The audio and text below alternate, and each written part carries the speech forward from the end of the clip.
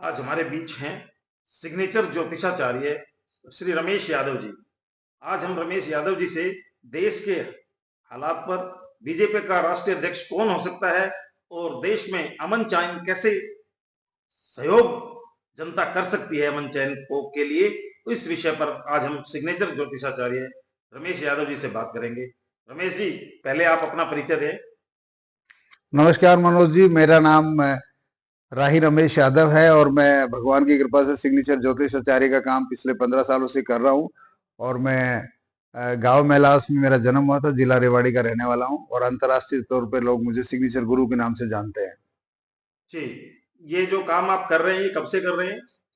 Signature ज्योतिषाचार्य का काम भगवान की कृपा से मैं 2010 में वायुसेना से सेवानिवृत्त लेके आया था। तब से 15 सालों से यही काम कर रहा हूँ देश विदेश में। और जिनके सिग्नेचर मेरे हाथ से बन जाते हैं उनकी भगवान कहते ना पदोन्नति कर देता है और उनकी जिंदगी में आनंद बढ़ा देता है।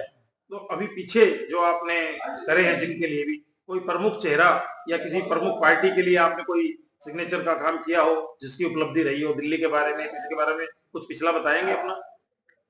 सिग्नेचर बनाने में तो अभी हाल फिलहाल 2-3 साल में मैंने किसी राजनीतिक के सिग्नेचर नहीं बनाए हैं, बट सिग्नेचर के बेस पे मैंने मीडिया में आज से 1-1.5 साल पहले ही मैंने कहा था राष्ट्रीय स्तर पे कि अरविंद केजरीवाल का सिग्नेचर उसको बिल्कुल डबो देगा और योगी आदित्यनाथ का सिग्नेचर उनको और बड़ा ब्रांड बनाएगा।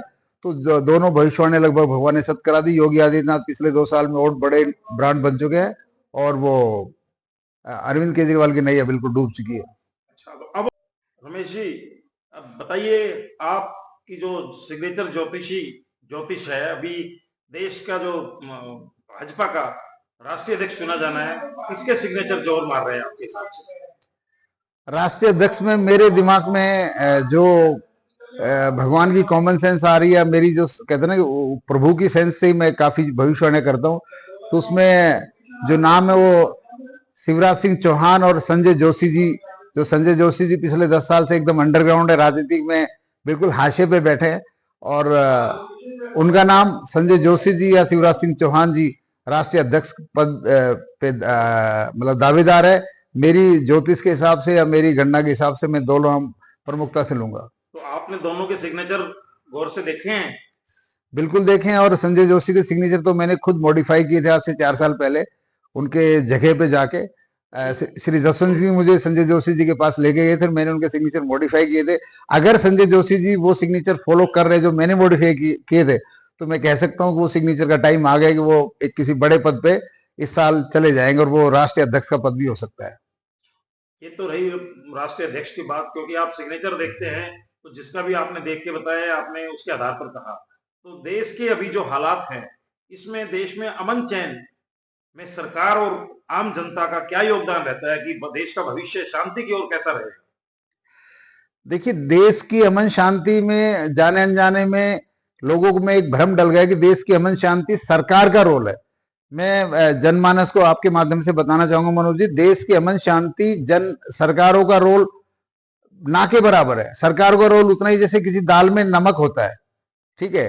अगर आदमी जो हमारी जो आत्मचिंतन है, हम जो अपने घर में बैठ के जो पढ़ते हैं, और दूसरा रोल है बड़ा मीडिया का, कहते हैं कि पॉजिटिव न्यूज की जो चर्चा है, जो इलाके में पॉजिटिव काम होते हैं उसकी चर्चा ना गांव गलियारों में लोग करके राजी है, ना मीडिया प्रिंट आउट में या इलेक्ट्रॉनिक मीडिया भी आप देखिए पूरे दिन बैठेंगे तो नेगेटिव न्यूज दिखाता है। तो ये नेगेटिव वाइब्रेशन जितने भी हमारे मुंह से निकलते हैं, जनमानस चौपाल पे बैठ के सरकार की बुराइयां करता है, पड़ोसी की बुराइयां करता है, तो ये जो एनर्जी हो गई है, आज देखो घर घर में तनाव, गांव गांव में तनाव, मोहल्ले मोहल्ले में तनाव, धर्म संप्रदाय तो दूर की बात है, एक धर्म के लोगों में भी तनाव की जिंदगी, इसलिए कि जो मानसिकता है वो नेगेटिव एनर्जी को अटैक कर रही है। और ये पूरी नेगेटिव एनर्जी जब अटैक हो जाती है और ये सारी एनर्जी यूनिवर्स से हमारी आत्मा कनेक्ट होती है, तो रिवर्स कहते ना, या तो सुनामी आएगी या महामारी आएगी या फिर दंगे होंगे। तो जहां तक मैं लोगों की मानसिकता भी जो जिस दिशा में जनमानस मानसिकता से चल रहा है, मैं कह सकता हूँ आने वाला समय दंगा, संप्रदाय और महामारी के लिए बिल्कुल डराने वाला समय है। ये जो यज्ञ, हम जो यज्ञ करते हैं, यज्ञ भी मैं कहूंगा यज्ञ करने से ही, यज्ञ भी वो दाल में नमक की तरह है। असली यज्ञ हम अपनी जबान से क्या बोलते हैं, हम अपने पड़ोसी की तारीफ करते हैं कि हम अपने सरपंच का 2 काम की तो तारीफ करें, सरकार के 2 काम की तो तारीफ करें।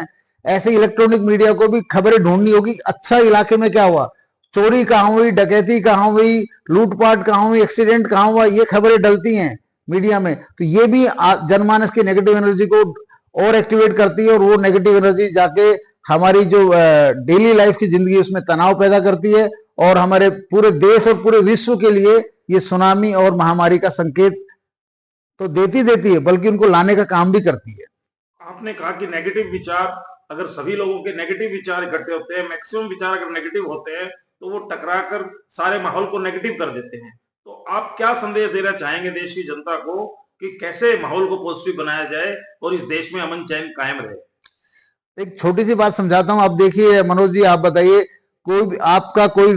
आपने किसी व्यक्ति से जब कोई काम कराना होता है और आप उसको कहते हैं या कि मेरा काम आपको करना ही पड़ेगा, तो वो व्यक्ति अक्सर एक जवाब देता है, भाई मनोज जी हो जाएगा, कोई टेंशन मत ले। यस और नो जी। तो ये टेंशन मत ले जो वर्ड है ना, ये हमारे अशांति, हमारे देश की शांति या पूरे विश्व की शांति के लिए सबसे बड़ी गाली है। मैं तो आप देखना मनोज जी, आदमी पॉजिटिव चीज के हाँ भरता है, लेकिन पीछे का वर्ड क्या बोलता है, यार तू टेंशन मत ले, तेरा काम हो जाएगा। तो जो टेंशन मत ले, ये चीज हमने यूनिवर्स में भेज दी है।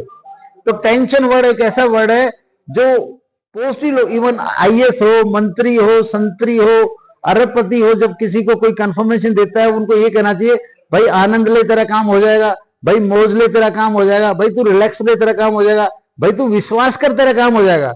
हम इस टेंशन मत ले का वर्ड, आप देखना, कारीगर, आप किसी प्लम्बर को बोलो कि मेरा काम कर, वो भी